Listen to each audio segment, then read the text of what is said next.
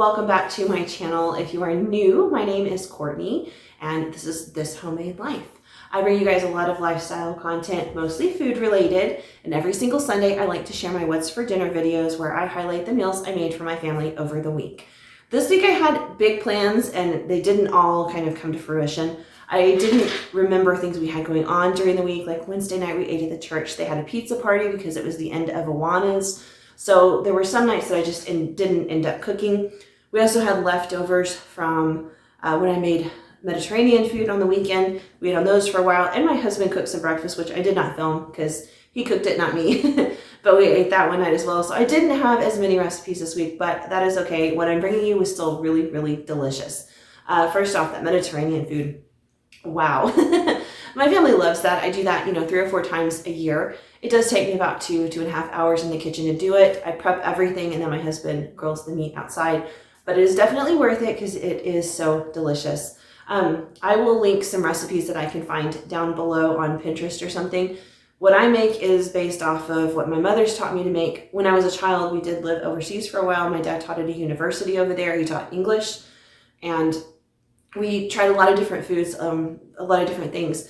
And these are just some of the dishes that we liked the best, and we just kind of combined it all together. It's really fantastic, very bright and vibrant flavors, very fresh, a lot of lemon, a lot of garlic, but it's really, really good. And I don't think that this food is necessarily too fatty or unhealthy or anything like that.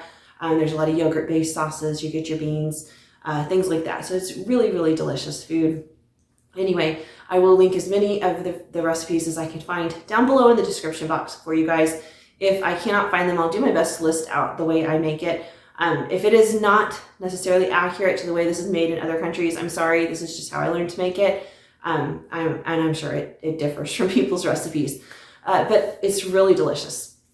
Anyway, the other meal that I was really proud of was I made a Mongolian beef. I served it over rice.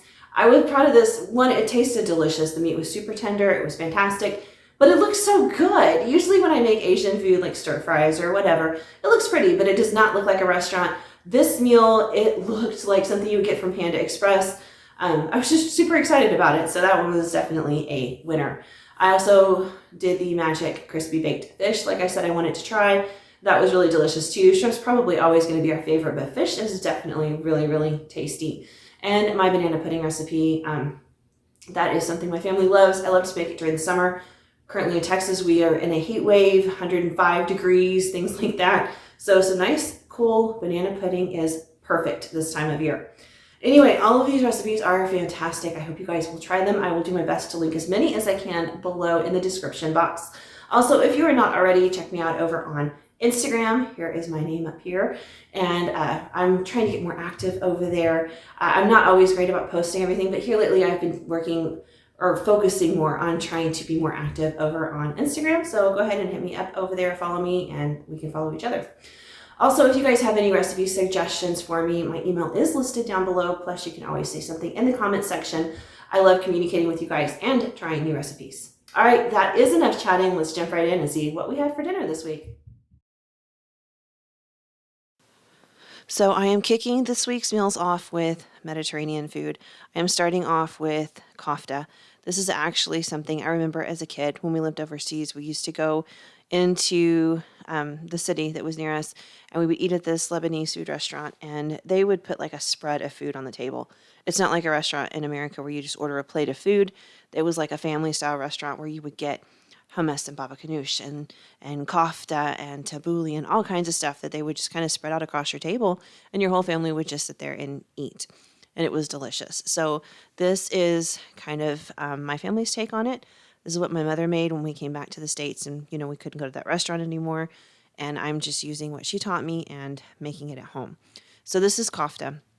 It's really like a meat kebab, and I am not doing mine on kebabs. We're just grilling it as is, but I'm using 1 pound of ground beef and 1 pound of ground lamb. I cannot always get ground lamb where I live, so sometimes I just do 2 pounds of ground beef. That's just, my preference is to add lamb. If you don't like lamb, you don't have to add it. That's fine. Do what you're going to like. If you know for a fact you don't like a certain type of meat, don't use it. Use something else.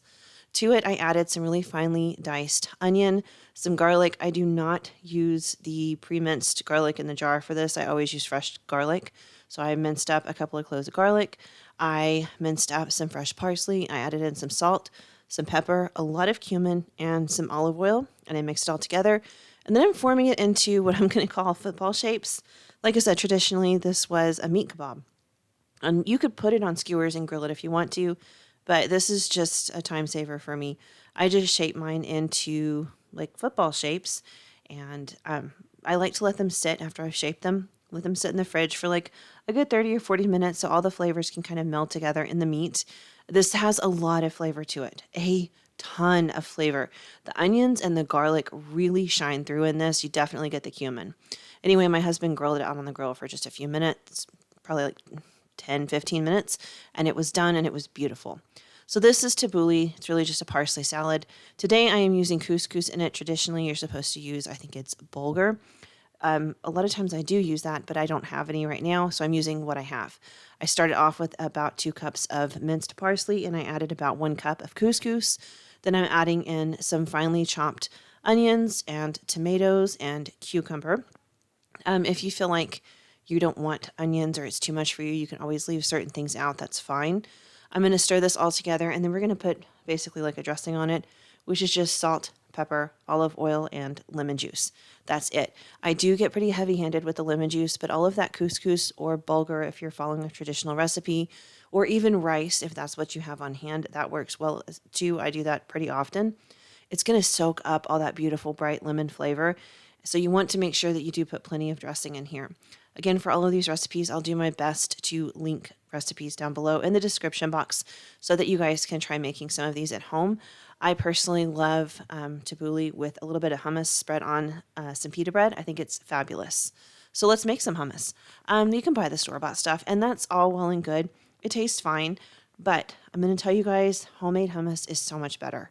It's pretty simple. We're going to use a garlic and garbanzo beans and tahini. That's what I'm putting in right now. If you cannot find tahini, you don't have to put it in there. It is really just like sesame seed paste. But if you can find it, it really does add something to this. We're also going to put in garlic, salt, pepper, and olive oil. I like to save the juice from the can of garbanzo beans. That's what's in that little bowl on the counter. I like to save that just in case I feel like I need more liquid in this because it's too thick. I like to add in that juice from the can. Today I did not end up having to do that. You can use a blender. You can use an immersion blender if that's what you have. I'm using my food processor because I think that's the easiest method for me. And you just blend it all up until it's smooth and creamy. Like I said, you can add the bean juice if you want a different consistency, or you can add in more olive oil. Just make sure you get the garlic, salt, pepper, lemon juice, and olive oil in there with the tahini and the garbanzo beans, and that's all there is to it. And this tastes way better than the stuff you buy at the grocery store. Okay, so there are 2 sauces. My whole family loves this one, and it's kind of just a take on Tzatiki sauce. If I had mint, I would also throw this in here. I do not have any.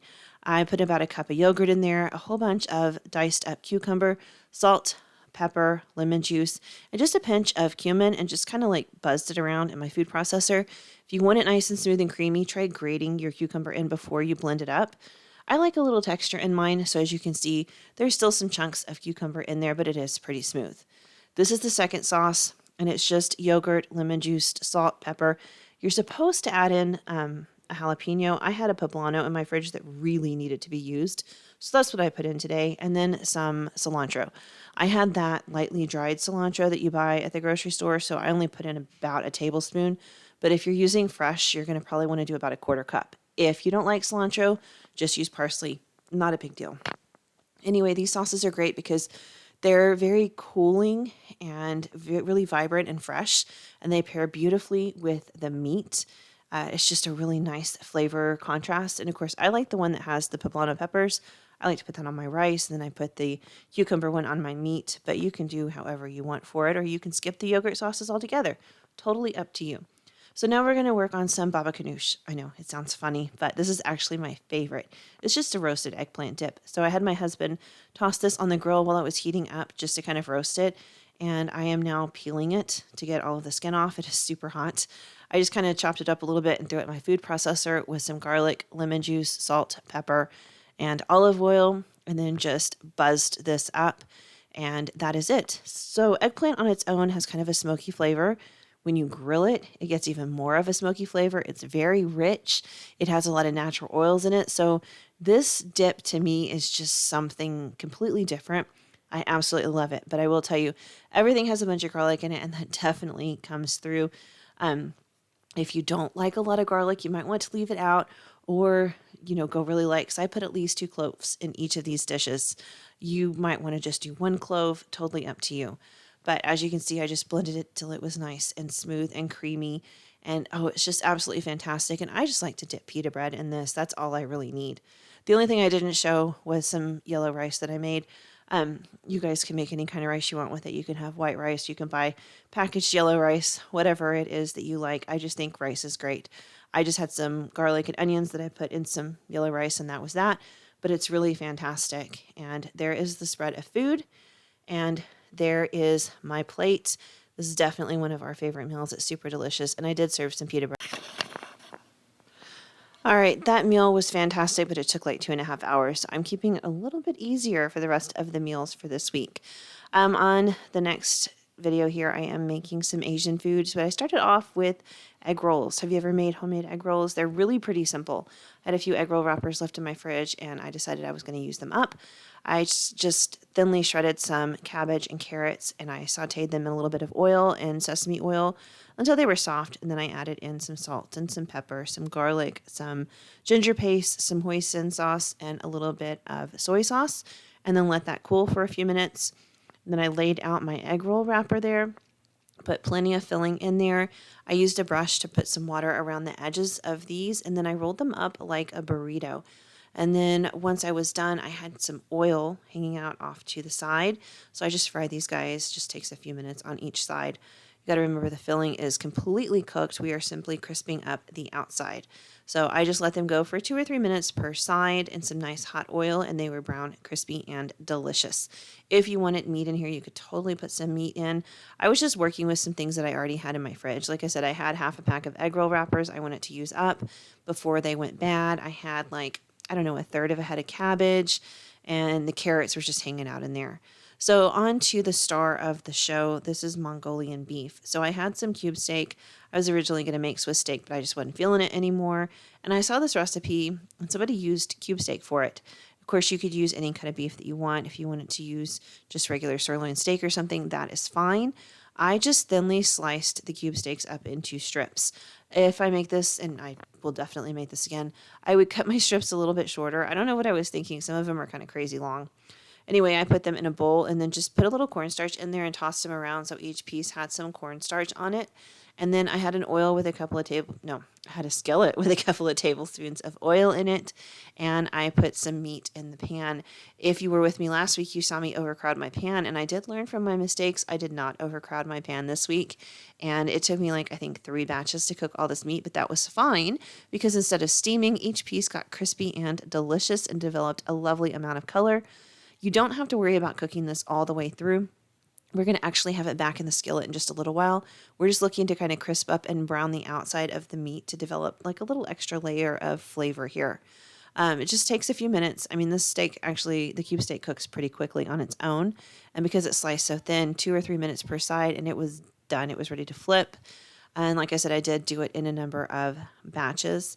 It is really, really good this way. I know that using sirloin steak sliced up or something, stew meat, whatever, would be equally delicious, but the texture of this cube steak was phenomenal. It literally melted in your mouth. I can honestly say if I made this again, I would really choose to make it with this just because it was so ridiculously tender. It was absolutely perfect. I know sometimes when I go eat Chinese food, I'm trying to figure out how it is that they manage to get the beef so tender after they've battered it or coated it and fried it a little bit. This might be the secret. I don't know. I just got to tell you, it was beautiful. Anyway, once I did all 3 batches, I did return all of the meat to the pan. There was just a tiny bit of oil left in there. If you have too much, go ahead and just soak it up with a paper towel. But now let's make the sauce to go on this. So I started off with about a tablespoon of garlic or ginger paste, and then I'm going to add some garlic in there. I'll link this recipe down below with exact measurements because I think I was pretty heavy-handed on that garlic. And then you're going to want to add in some sriracha or other hot sauce of your choice. I just recently purchased some of that crunchy chili garlic onion stuff, and I would totally put that in here.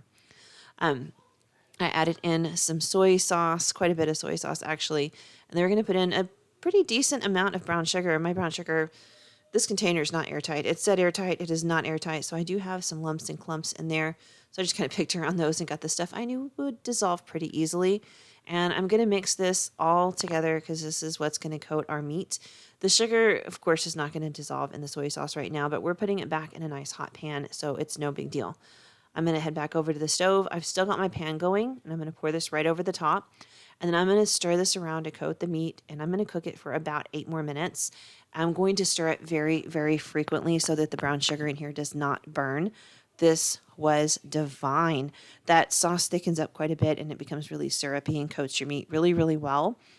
It is amazing. There's so much flavor. I did serve it with some roasted broccoli and, of course, one of those egg rolls, and I threw a little bit of scallion on the top. And that's my yellow rice from the Lebanese food the other night. I just really didn't feel like making any more rice if I had plenty in my fridge, so I served that, and it was amazing. Okay, let's have some Magic Crispy Baked tilapia. Shrimp was a hit the other night. We loved it, so I picked up some tilapia to try that. This was definitely really, really good. I started off with some homemade chicken broth. I just used the pasty stuff that you mix in. I added some melted butter, then some lemon juice, some salt, and some pepper, and some garlic. And this is where I kind of deviated from the recipe. With the shrimp, you're supposed to kind of soak it in a little bit of this stuff to marinate it. And the fish would obviously fall apart if I was trying to stir it around. So what I did was just let the fish marinate sitting in that bowl for a little while. Anyway, let's talk about the crispy topping. This is what gets all magic and crispy. It's just a mix of panko and Parmesan cheese. I know it looks like a lot of Parmesan cheese. I promise the recipe calls for a lot of Parmesan cheese, but it makes it oh so delicious. Again, I'll link this one down below for the shrimp. It's pretty much the same thing. I did substitute chicken broth for white wine because I'm totally out of white wine. But other than that, I pretty much stuck to it to the best of my ability. So here's where I'm going to place the pieces of tilapia in. I let them sit on one side for a few minutes, then flipped them over and let them sit for a few more minutes, just to make sure that they were fully coated and able to soak that up. And then I just topped them with that topping that we just made. I made sure that I got plenty on each piece and kind of packed it down a little bit. And then I popped these in the oven and baked them at the same temperature as the shrimp. I believe my tilapia was pretty thin, so I think I did it for about a total of 11 minutes or so. I was waiting to make sure that there was boiling happening with all the liquid that was still in there. That way I could be certain that everything had heated all the way through, and I think it probably took about, 8 to 10 minutes. Not too long at all. These were not giant pieces of tilapia. I would love to try this with cod. I think it'd be great with cod. And there's what it looked like when it came out of the oven. It got brown and crispy and delicious. And I served it with some rice-a-roni and some peas. All right, let's make some banana pudding. Oh my gosh, I love banana pudding in the summer. So I just mixed that banana pudding according to the package directions for pie. So it was like 1.5 cups of milk versus in the pie or the pudding mix versus the 2 cups for pudding. So 1.5 cups of milk and the mix. And then I'm adding in some whipped cream. It'd be about 8 ounces, like half a tub of whipped cream. I just had to whip some up myself with some heavy cream. Not a big deal.